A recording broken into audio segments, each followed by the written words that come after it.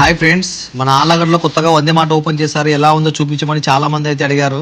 So ఈ రోజు వందే మాట ఎలా ఉందో చూడడానికి అయితే వచ్చినాము.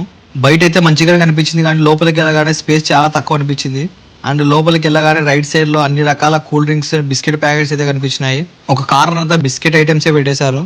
అండ్ ఇంకొంచెం ముందుకు వెళ్ళగానే స్నాక్స్ కనిపించాయి. చిప్స్, అన్ని రకాల snacks and moong dal, Lay's, అన్ని రకాల ఐటమ్స్ అయితే ఉన్నాయి. ఇంకొంచెం ముందుకు వెళ్ళగానే ఇక్కడ చిన్నపిల్లలు ఆడుకోవడానికి అన్ని రకాల టాయ్స్ అయితే ఉన్నాయి. టాయ్స్ కలెక్షన్ అయితే ఎక్కువ కనిపించింది. And Boost, coffee items, cool drinks, water bottles, cups and school పిల్లలకి కావాల్సిన వాటర్ బాటిల్స్ స్టాక్ అయితే ఉంది.